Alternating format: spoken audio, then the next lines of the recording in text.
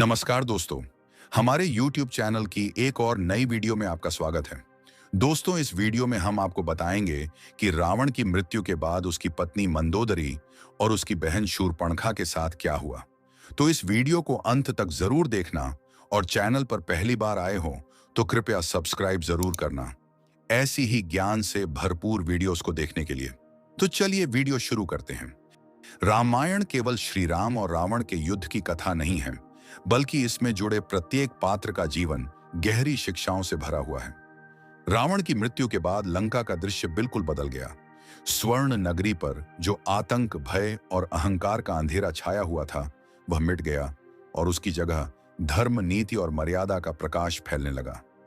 भगवान श्री राम ने विभीषण को लंका का राजा बनाकर वहां धर्म राज्य स्थापित किया। लेकिन इस परिवर्तन के बीच सबसे अधिक पीड़ा और संघर्ष का समय रावण की पत्नी मंदोदरी और उसकी बहन शूर्पणखा के लिए था। इन दोनों का जीवन दुख, प्रेम, कर्तव्य और तपस्या की गाथा है। मंदोदरी असुरों के राजा मायासुर और अप्सरा हेमा की कन्या थी। उनका जन्म दिव्य गुणों के साथ हुआ था। वे स्वभाव से अत्यंत पवित्र, सती और पतिव्रता स्त्री थीं। जब उनका विवाह रावण से हुआ, तब उन्होंने जीवन साथी के रूप में उसे स्वीकार किया। लेकिन वह हमेशा अपने पति को धर्म के मार्ग पर चलने की सलाह देती रही।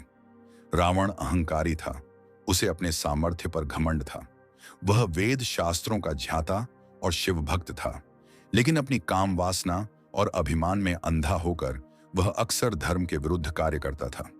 मंदोदरी ने कई बार उसे समझाया कि सीता माता का अपहरण करना और उन्हें बलपूर्वक लंका लाना अत्यंत अधर्म है, किंतु रावण ने उनकी एक न सुनी। मंदोदरी ने अपने हृदय में यह बोझ हमेशा उठाए रखा कि उनके पति ने एक निर्दोष स्त्री का अपमान किया और उसका परिणाम पूरे राक्षस वंश को भोगना पड़ेगा। जब युद्ध प्रारंभ हुआ और एक एक करके रावण के भाई, पुत्र और योद्धा मारे गए, तब मंदोदरी का मन आशंका और दुख से भर गया।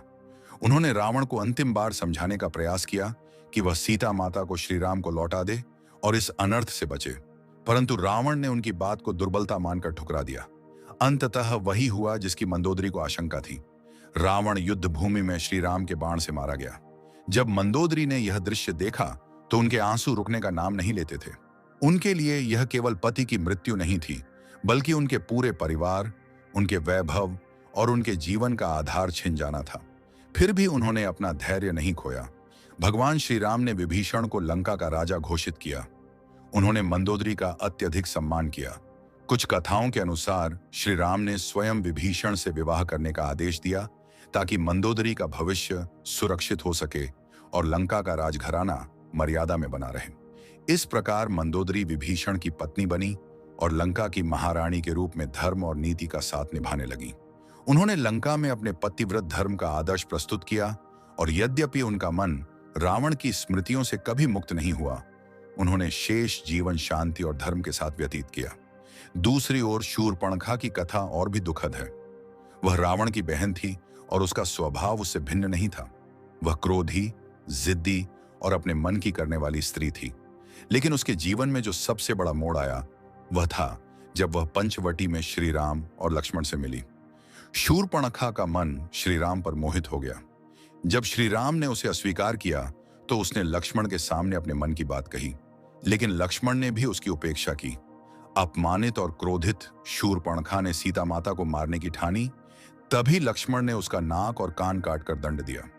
यह घटना शूर्पणखा के जीवन का सबसे बड़ा घाव बन गई और यही राम रावण युद्ध का मूल कारण भी बनी। युद्ध में जब उसके प्रिय भाई रावण और कुंभकर्ण दोनों मारे गए, तब शूर्पणखा की स्थिति और भी दयनीय हो गई। उसका पुत्र शंख भी युद्ध में मारा गया। वह अकेली, असहाय और अपमानित रह गई। लंका में अब विभीषण का शासन था और धर्म की स्थापना हो चुकी थी। शूर्पणखा के लिए वहां कोई स्थान नहीं बचा। कुछ कथाएं कहती हैं कि वह वन में जाकर तपस्या करने लगी और अपने पापों का प्रायश्चित करने का प्रयास किया। कुछ अन्य मान्यताओं में कहा गया है कि वह दक्षिण की ओर निकल गई और शेष जीवन भटकते हुए दुख और पछतावे में बिताया। चाहे जो भी सत्य हो, इतना निश्चित है कि शूर्पणखा का जीवन अकेलेपन और पीड़ा में डूबा रहा। यदि हम इन दोनों स्त्रियों के जीवन को देखें तो पाते हैं कि दोनों का दर्द अलग अलग प्रकार का था।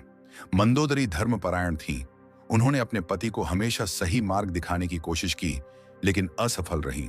उनके भाग्य ने उन्हें ऐसा पति दिया जिसने अधर्म को चुना और अंत में पूरे परिवार का नाश कर दिया। उन्होंने अपना जीवन संयम, पतिव्रता और धैर्य के साथ बिताया। दूसरी ओर शूर्पणखा ने अपने आवेश, वासना और प्रतिशोध में ऐसे कर्म किए जिनसे केवल विनाश हुआ। उसका अहंकार और अधीरता अंततः उसके अपने जीवन को ही बर्बाद कर गई। रावण की मृत्यु के बाद लंका एक नए युग में प्रवेश कर गई। विभीषण के धर्मनिष्ठ शासन ने नगर को पुनः वैभवशाली और पवित्र बनाया। मंदोदरी वहां की महारानी बनकर मर्यादा और शांति का प्रतीक बनी, जबकि शूर्पणखा उस नई व्यवस्था में कहीं खो गई और उसका नाम धीरे धीरे स्मृतियों तक सिमट कर रह गया। इस प्रकार रावण की पत्नी और बहन दोनों का जीवन युद्ध के बाद पूर्णतः बदल गया। एक ने धर्म के मार्ग पर चलकर आदर्श स्त्री की छवि बनाई और दूसरी अपने क्रोध और अहंकार में डूबकर पश्चाताप की प्रतीक बन गई। यही रामायण की गहराई है कि इसमें हर पात्र का जीवन हमें शिक्षा देता है और धर्म अधर्म के मार्ग का परिणाम स्पष्ट करता है। तो दोस्तों, वीडियो में अंत तक हमारे साथ बने रहने के लिए आपका बहुत बहुत धन्यवाद।